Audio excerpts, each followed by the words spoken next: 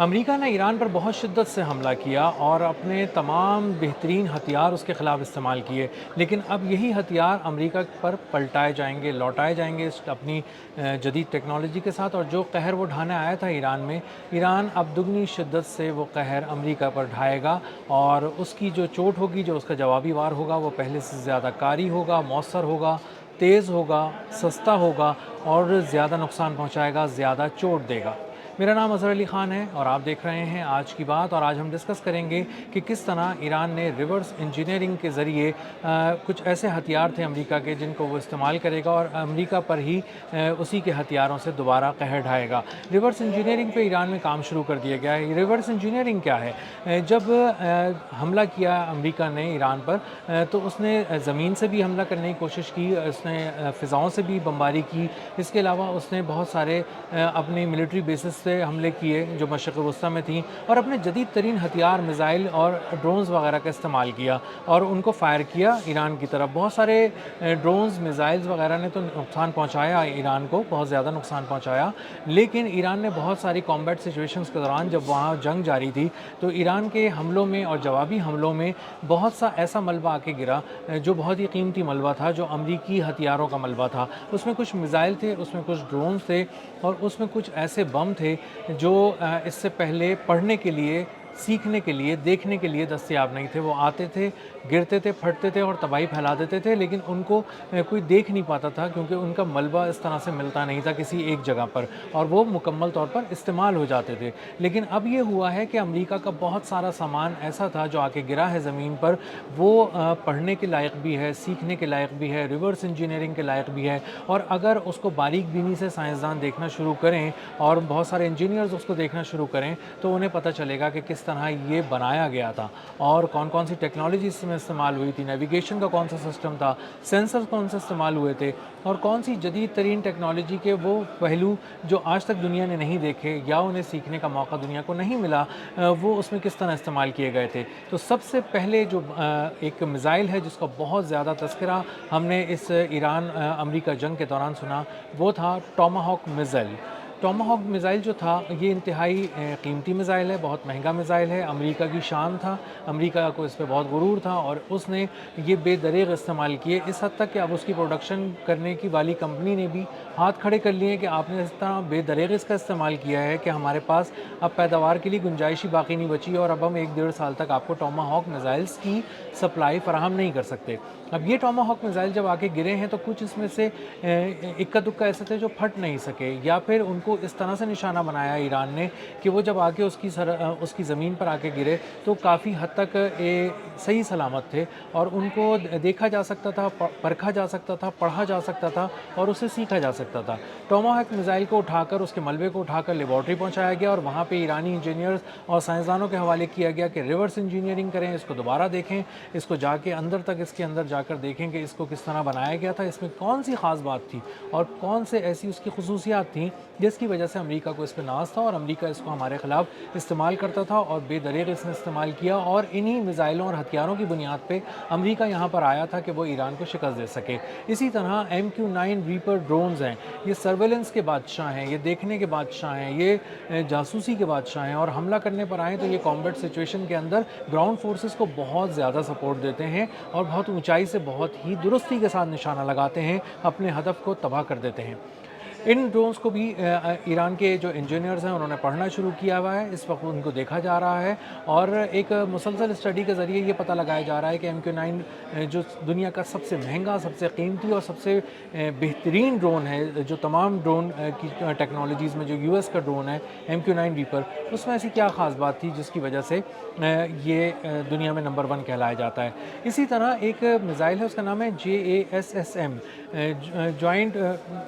یہ year to surface missile ہے، اور اس کو بھی اس وقت کھول کر دیکھا جا رہا ہے۔ اس کے کچھ پرزے ملے تھے ساؤدرن ایران سے ملے تھے، جنوبی حصے سے ایران کے، اور وہ اب پہنچا دیے گئے ہیں لیبارٹری، اور اس کو بھی ایرانی سائنسدان اور انجینئرز بیٹھ کے اس کو دیکھ رہے ہیں، اور اس کا باریک بینی سے جائزہ لے رہے ہیں کہ اس کے کون کون سے پارٹس ایسے ہیں جن کو پڑھنے کے بعد اس کی ریورس انجینئرنگ کے ذریعے سستا، مؤثر اور تیز رفتار میزائل بنایا جا سکتا ہے۔ اسی طرح امریکہ کا ایک بنکر बंकर बस्टर बम है, GBU-57 उसका नाम है, उसका मॉडल नंबर है, और बताया जाता है कि B-2 बमबार तैयारों से इसको फायर किया जाता है, गिराया जाता है, और जब ये गिरता है तो ये 6 तहें जो हैं ज़मीन की उनको काटता चला जाता है, और उसके बाद जाके 6 तहों के बाद फटता है, काफ़ी गहराई में जाके फटता है, और ये उन्हीं अहदाफ को निशाना बनाने के लिए इस्तेमाल किया जाता है जो ज़मीन के नीचे छुपे होते हैं। तो ये पहले एक तरह से ड्रिल करता हुआ अंदर जाता है, पेनिट्रेट करता हुआ अंदर जाता है, और जब ये देखता है कि मैं अपने हदफ तक पहुंच गया हूं, तो वहां पहुंचने के बाद ये अपने आप को तबाह कर लेता है, फाड़ देता है, और वहां पर मौजूद बहुत बड़े पैमाने पर धमाका होता है। और ये कुछ अंडरग्राउंड फैसिलिटीज़, अंडरग्राउंड शख्सियात जो छुपी हुई होती हैं, मौजूद होती हैं, या अंडरग्राउंड फैसिलिटीज़ होती हैं, उनको निशाना बनाने के लिए दुनिया भर में अमेरिका इस्तेमाल करता है। और इसने पहले भी ईरान पे 1 साल पहले भी किया था ये इस्तेमाल, और अब भी जो है वो एक बार फिर ईरान पे इस्तेमाल किया। लेकिन इस बार हुआ ये खुशकिस्मती से ईरान को इसके बहुत से टुकड़े बहुत अच्छी हालत में मिल गए, और इस काबिल मिल गए कि उनका मुताला किया जा सके, पढ़ा जा सके, और रिवर्स इंजीनियरिंग के ज़रिए वैसा ही GBU-57 एक बॉम्ब तैयार किया जा सके। और ये जो सारे हथियार जिन पे अभी ईरान के साइंटिस्ट और इंजीनियर्स काम कर रहे हैं, ये वो हथियार हैं जो इंतहाई प्रेसिजन के साथ वार करते हैं, इंतहाई मुहलिक तरीन हथियार हैं ये। और ये आप समझें कि एटमी हमले से पहले जो इस्तेमाल होने वाले हथियार हैं, इस तरह के हथियार हैं, क्योंकि ये तबाही बहुत बड़े पैमाने पे फैलाते हैं और कभी भी चूकते नहीं हैं तबाही फैलाने से। जहाँ इनको फायर किया जाता है, जहाँ इनको बताया जाता है वहीं आके गिरते हैं, वहाँ तबाही फैलाते हैं। तो जो ये रिवर्स इंजीनियरिंग है, ईरान के साइंटिस्ट ये बहुत तेज़ी से कर रहे हैं। और ईरान की रिवर्स इंजीनियरिंग मशहूर है, उसकी वजह यह है कि ईरान जो है बहुत ज़्यादा पाबंदियों का शिकार रहा है, तो उसके पास बहुत ज़्यादा सीखने के मौके दुनिया में नहीं मिले उसको। तो उसके इंजीनियर्स ने हमेशा आने वाली चीज़ों पे को उठाया है, उसको लेके गए हैं अपनी लेबॉर्ट्रीज़ में, उनको अपने सामने रखा है, और उससे सीखा है कि किस तरह वो इन चीज़ों को दोबारा बना सकते हैं। तो उन्होंने इसी तरह करते करते एक ड्रोन तैयार किया, इसी तरह करते करते उन्होंने कुछ मिज़ाइलों पे तजुर्बे किए, और अपना एक तूफ़ान नाम से एक मिज़ाइल भी था उन्होंने जो रिवर्स इंजीनियरिंग के ज़रिए बनाया, जो अब बहुत ही दुरुस्ती के साथ दुश्मन को निशाना बनाता है। ये न सिर्फ दुरुस्ती के साथ निशाना बनाता है, तेज़ है, मुहलिक है, बल्कि ये सस्ता भी है।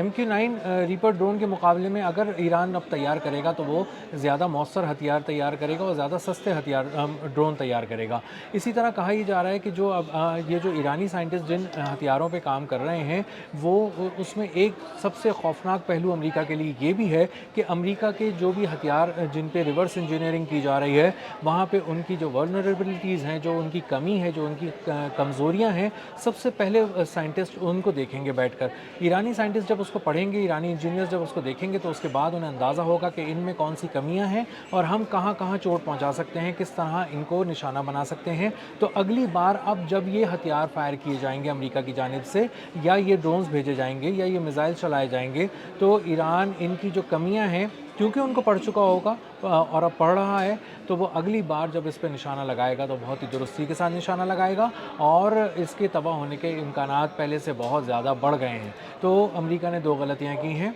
और ईरान को 2 फ़ायदे हुए हैं। अमेरिका की 2 गलतियाँ ये हैं कि उसने अपने जदीद तरीन बिल्कुल आखिरी दर्जे के हथियार इस्तेमाल कर लिए हैं और उनको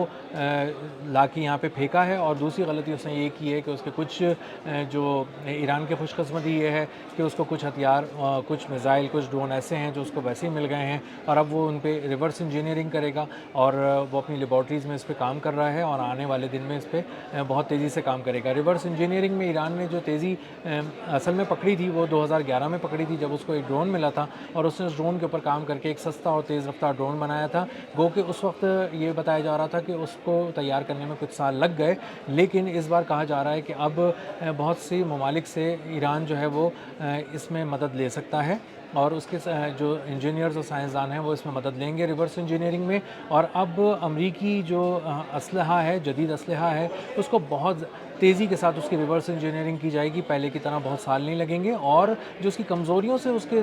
को निशाना बनाना था, ये काम उससे भी पहले हो जाएगा जब ये रिवर्स इंजीनियरिंग के ज़रिए कोई हथियार तैयार किया जाएगा। तो एक बहुत बड़ी ब्लेसिंग है ईरान के लिए कि उसको हथियार मिल गए, उसको बहुत सारे ऐसे मिसाइल ड्रोन्स मिल गए, और उन पर वो काम कर रहा है। ये जदीद तरीन हथियार हैं, और जब अंदाज़ा होता है कि जब ये ریورس انجینئرنگ کے بعد تیار کرنے کے بعد خود امریکہ کی طرف روانہ کیے جائیں گے، کبھی بھیجے جائیں گے، امریکی مفادات پہ، اس کی فوج پہ یا اس کے ایسٹس پہ نشانہ لگایا جائے گا، تو وہ کس قدر مہلک ہوگا اور کس قدر سستا ہوگا اور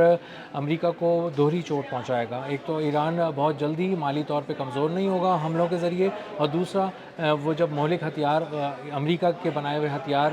دگنی شدت سے امریکہ پہ ہی آزمائے گا، امریکی مفادات پہ آزمائے گا، تو وہ اس کو بہت ہی کاری ضرب لگائیں گے اور بہت گہری چوٹ پہنچائیں گے۔ اب تک کے لیے اتنا ہی، ملتے ہیں اگلے ولاگ میں کسی نئے خبر، نئے تجزیے اور نئے زاویے کے ساتھ۔ اللہ حافظ۔